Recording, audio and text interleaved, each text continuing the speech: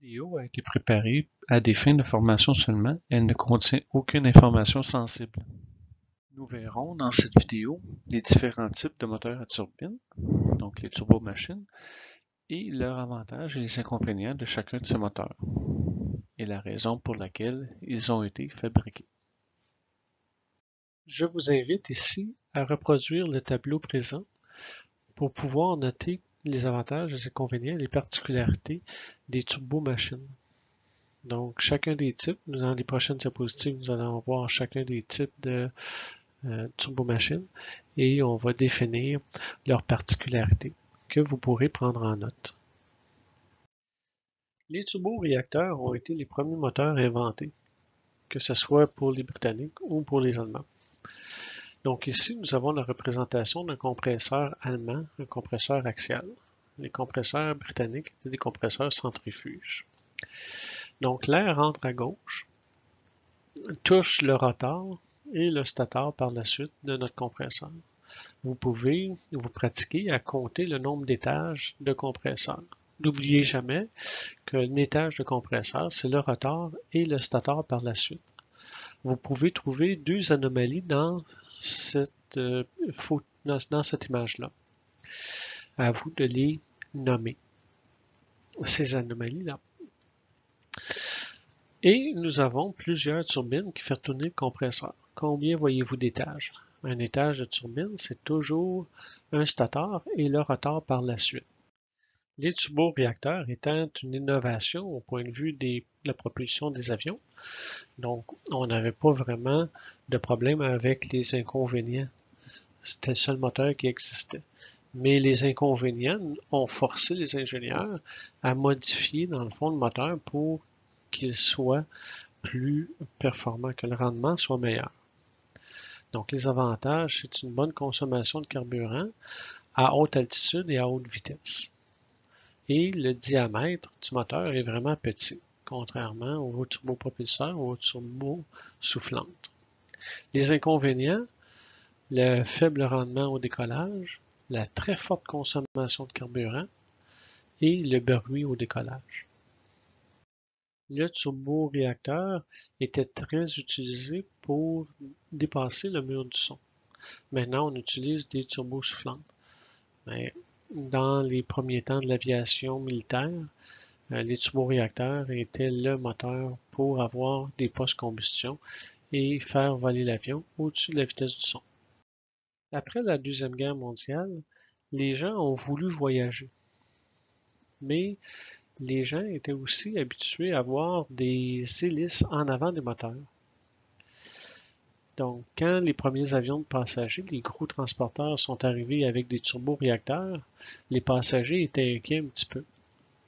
Et certains incidents ont poussé les ingénieurs à modifier leur conception des avions, des turboréacteurs, pour favoriser les passagers dans leur mentalité par rapport aux hélices, dans leur sécurité. Les concepteurs ont pris le turboréacteur et ont tout simplement mis une dernière turbine pour faire tourner une hélice. Donc, vous pouvez voir l'arbre en noir ici. Sur cette photo, combien de corps pouvez-vous voir? Les turboréacteurs ont un grand rendement dans une altitude de 0 à 32 000 pieds. Par contre, la vitesse de propulsion est basse. C'est des moteurs parfaits pour l'aviation régionale, donc des vols d'une heure et demie maximum. Pourquoi une heure et demie? Une heure et demie? Mais mettons que l'avion part de Montréal, il fait son décollage et atteint 32 000 pieds en à peu près 20 minutes. Son altitude de croisière, le moteur est encore efficace à 32 000 pieds. Et un autre 20 minutes pour atterrir à Toronto. Donc, Montréal-Toronto, c'est un vol d'à peu près 1 heure. Donc, 20 minutes de décollage, le moteur a un bon rendement. Le vol de croisière, 20 minutes, le moteur a un bon rendement. Et à l'atterrissage, le moteur a un rendement satisfaisant. Donc, une très grande économie de carburant. Le turbopropulseur propulse l'avion avec l'hélice et non pas avec le moteur lui-même. Donc, c'est comme une propulsion indirecte, si on peut parler comme ça. Donc, pour faire tourner l'hélice, on est obligé de réduire la vitesse de rotation de la turbine. Donc, la turbine, normalement, pour un turbo soufflante, comme le PT6 que vous allez utiliser dans le cours, la vitesse de rotation est de 33 000 tours. L'hélice, elle, tourne à son maximum à 2200 tours. Donc, ça prend une bonne grosse boîte de réduction pour réduire cette vitesse-là. Et cette boîte-là est très pesante. L'hélice, ben, c'est une grande façade, donc aérodynamiquement parlant, on est limité à cause de l'hélice, à cause de la surface frontale de l'hélice. Et l'hélice n'accélère pas beaucoup la grande masse d'air. Oui, on a une grande masse d'air parce qu'il y a une grande surface, mais elle n'est pas accélérée à une très grande vitesse. Donc, on est limité au point de vue vitesse. Habituellement, un turbopropulseur vole aux alentours de 200-300 nœuds. Il y a le Piaggio Aventi qui peut aller jusqu'à 500 nœuds. C'est l'avion le plus rapide, le turbopropulseur le plus rapide. C'est un moteur qui est vers l'arrière, donc au lieu de tirer l'avion, il va pousser l'avion.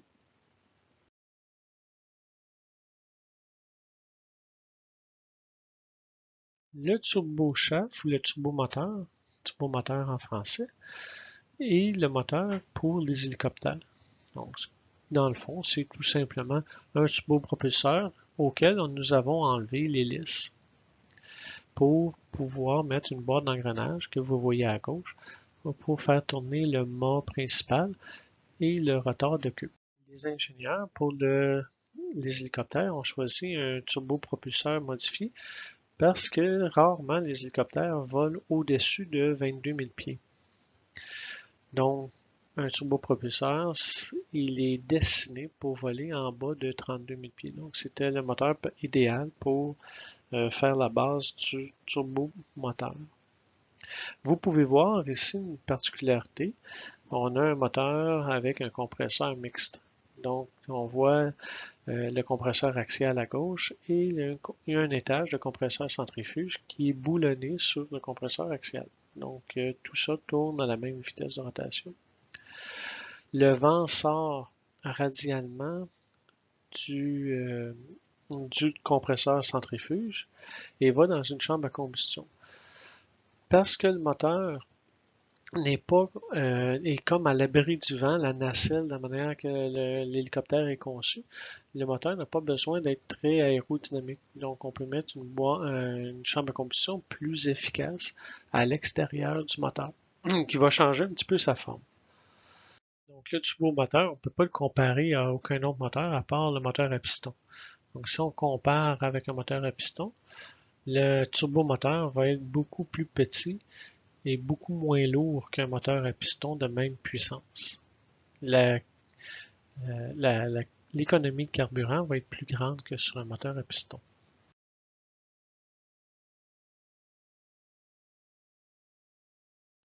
Pour satisfaire à la demande, il a fallu grossir les avions. De plus en plus de passagers voulant voler, voulant voyager très rapidement. Donc, le turbopropulseur n'était plus le moteur adéquat pour l'exigence des passagers. Ce que les ingénieurs ont fait, c'est qu'ils ont pris le turboréacteur et le turbopropulseur pour le mélanger. Étant donné la grande surface frontale de l'hélice et sa petite accélération de la masse d'air, les ingénieurs se sont dit on va couper les pales de l'hélice pour réduire le diamètre, donc réduire la surface frontale, et on va rajouter la surface qu'on a enlevée entre les pales. Donc, un hélice normal, c'est 4, 5, 6 et 8 pales. Donc, à la place, ils ont mis de 32 à 60 ailettes à la place de l'hélice. Et ils ont caréné cet ensemble-là qu'ils ont appelé soufflante. Une fan en anglais. Donc, la soufflante en avant du moteur va pousser l'air alentour du moteur et va pousser une petite quantité d'air dans le moteur. Le ratio entre l'air qui contourne le moteur et l'air qui rentre dans le moteur est appelé le taux de dilution. Donc, sur les moteurs de chasseurs de l'armée, pour aller à haute vitesse, en haut du mur du son, on va avoir un taux de dilution de 1 pour 1. Tandis que pour les moteurs de passagers, on va avoir un taux de dilution pouvant aller jusqu'à 15 pour 1. Donc 15 fois plus d'air qui contourne le moteur que de l'air qui rentre dans le moteur. Plus le taux de dilution est grand, plus la soufflante a une importance dans la propulsion de l'avion. En haut de 32 000 pieds, le pilote va réduire la puissance de son moteur, pouvant avoisiner la vitesse de ralenti du moteur au sol. Donc, c'est une petite affaire plus loin, mais mettons que si on prend le PLA, le bras de puissance, normalement, pour le ralenti au sol, c'est aux alentours de 45%. Et en vol, le pilote, en vol de croisière, le bras de puissance va être aux alentours de 60-65%. Donc, les avantages du turbosoufflante sur les autres moteurs, c'est sa grande efficacité de propulsion au décollage, la petite circonférence du moteur par rapport au turbopropulseur, le bon rendement à une altitude plus grande que 32 000 pieds par rapport au turboréacteur, produit une poussée plus grande que le turbopropulseur à cause de toute la surface qui oblige l'air à passer dans la soufflante, donc nos 32 ailettes par rapport à 4, 5 ou 6 pales. Et c'est un moteur silencieux parce que le choc de l'air qui sort à haute vitesse du moteur est atténué par l'air de la soufflante. Donc, le bruit, dans le fond, c'est le choc de vitesse entre l'air ambiant et le flot d'air. Donc, en haute altitude, lorsque l'avion vole, ou même au décollage, on considère que l'air ambiant est à une vitesse de 0. La vitesse de la soufflante vient atténuer, dans le fond, la haute vitesse de sortie des gaz de combustion. Malgré l'absence du réducteur de vitesse dans la turbosoufflante, elle est plus chère à opérer.